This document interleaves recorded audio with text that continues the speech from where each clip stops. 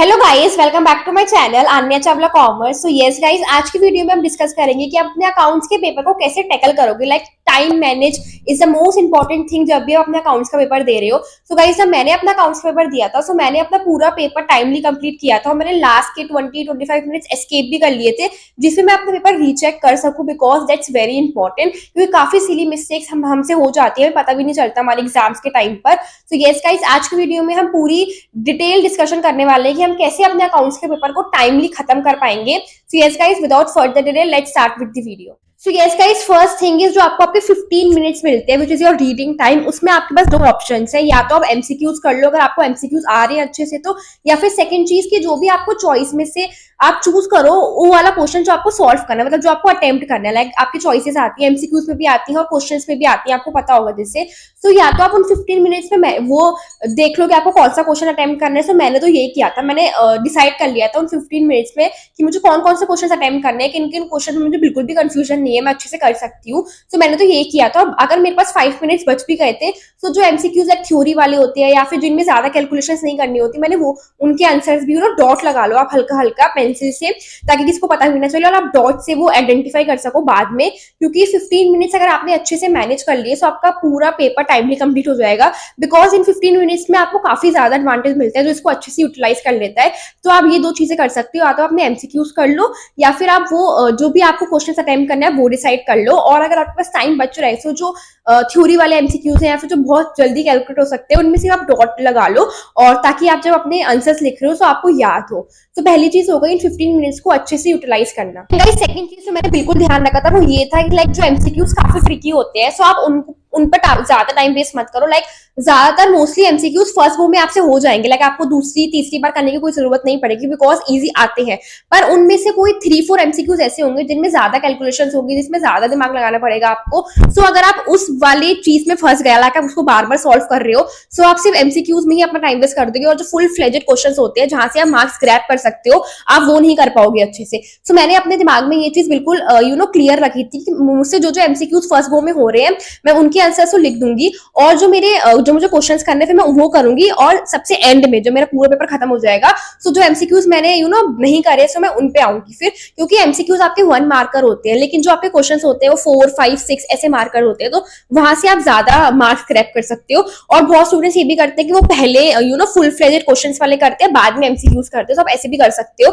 पर जो MCQs easy है सो आप फर्स्ट पेज पे कर लो, तो आप वो भी आराम से कर सकते हो, उसमें भी ऐसे कोई दिक्कत नहीं है। सो ये चीज ध्यान रखना, अगर आपसे एमसीक्यू फर्स्ट गो में नहीं हो रहा है तो उस पर ज्यादा टाइम वेस्ट मत करो, एंड में टाइम बचेगा सो आप उसको अटेम्प्ट कर सकते हो। वैसे भी वो 1 मार्क्स का ही है, सो आपको इतनी दिक्कत नहीं होनी चाहिए। वो जो क्वेश्चन है आप उनको मत टाइम वेस्ट करना उस एमसीक्यू की वजह से। सो गाइस यस, ये हो गई आपकी सेकंड चीज जो आपको ध्यान रखनी है। यस गाइस, थर्ड थिंग जो सबसे ज्यादा इंपॉर्टेंट है वो ये होती है जब आप अपने फुल फ्लेजेड क्वेश्चंस कर रहे होते हो तो उसमें आपको फॉर्मेट्स ड्रॉ करने पड़ते हैं। सो आई नो आपको लगता होगा कि हम सारे फॉर्मेट स्केल से ड्रॉ करके आएंगे, पर ऐसा पॉसिबल नहीं हो पाता क्योंकि एग्जाम के टाइम पर आपको ये होता है कि हम जल्दी जल्दी सारे क्वेश्चन करें। सो आप फर्स्ट 2 क्वेश्चन में मैं आपको सजेस्ट करूंगी, अगर आपको स्केल से ड्रॉ करने का ज्यादा है सो आप कर सकते हो, पर जो क्वेश्चन है आप थर्ड तक पहुंच जाओगे ना, सो आपका बिल्कुल मन नहीं करेगा, फिर आप अपने हैंड से ही ड्रॉ करोगे सारी लाइंस। मैंने भी ये किया था, मैंने तो फर्स्ट सेकंड क्वेश्चन भी आई थिंक नहीं करा था बिकॉज मेरे को ना आदत पड़ गई थी बिल्कुल स्केल से, मतलब मेरी अभी भी मेरे से बिल्कुल स्ट्रेट लाइन ड्रॉ हो जाती है like by my hand only, मेरे को स्केल का यूज करने की जरूरत नहीं पड़ती। सो आप भी ट्राई करो कि जितना कम आप स्केल का यूज कर रहे हो अभी इस टाइम पीरियड पे, वो आपको काफी हेल्प करेगा एग्जाम के टाइम पे। अभी भी आप जब प्रैक्टिस कर रहे हो so try to make a straight line by using your hand rather than using your scale. और अगर आपका मन है सो आप यस 1-2 क्वेश्चन में स्केल यूज कर सकते हो, लेकिन क्योंकि बार बार स्केल उठाना फिर लाइन ड्रॉ करना उससे भी काफी टाइम वेस्ट होता है, सो आप उसको भी अवॉइड करना जितना आप कर सकते हो अवॉइड। सो यस गाइस, फॉर्मेट्स आप आराम से अपने हैंड से बना सकते हो और कोई स्ट्रेट लाइन के या कोई टेढ़ी मेढ़ी लाइन के मार्क्स डिडक्ट नहीं होते, सो उसकी आपको टेंशन लेने की कोई जरूरत नहीं है। सो यस गाइस, ये होगा कि आपको फॉर्मेट्स जल्दी जल्दी कैसे प्रिपेयर करने और मैंने कैसे फॉर्मेट अपने जल्दी जल्दी प्रिपेयर करे थे।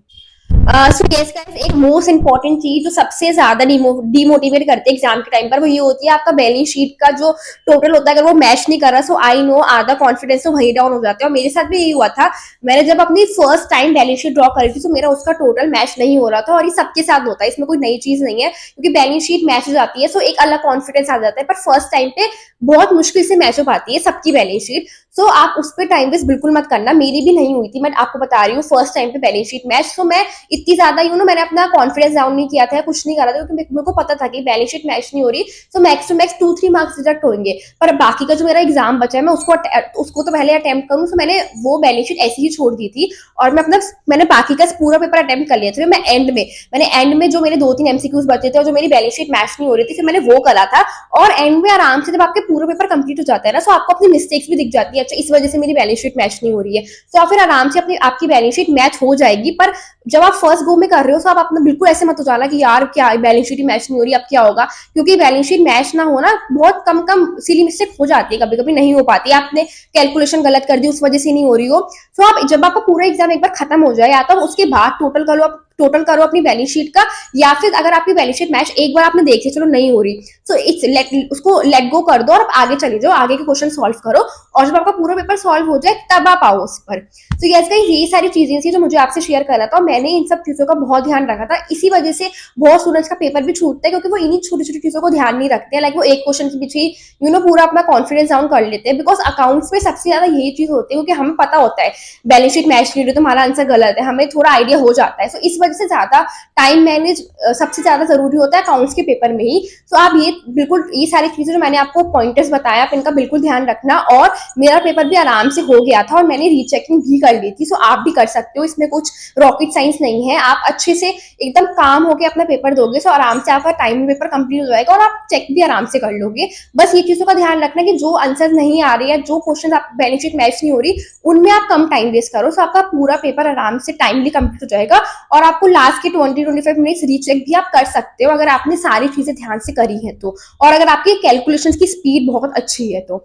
Yes guys, this was all जो मुझे आपसे शेयर करना था। और अब आपका exam is very near, like I guess 24 को है आपका एग्जाम, या 25 को, I don't remember the date. So या आपकी आई गेस 7-8 डेज ही बचे हुए हैं अब। So all the best for your exam, और अब बिल्कुल सेल्फ स्टडी करो अच्छे से, जितना मेहनत कर सकते हो उतनी करो। And I wish you all the best, and I hope आपका एग्जाम बहुत अच्छा जाएगा। And just keep subscribing and keep watching my videos, and bye.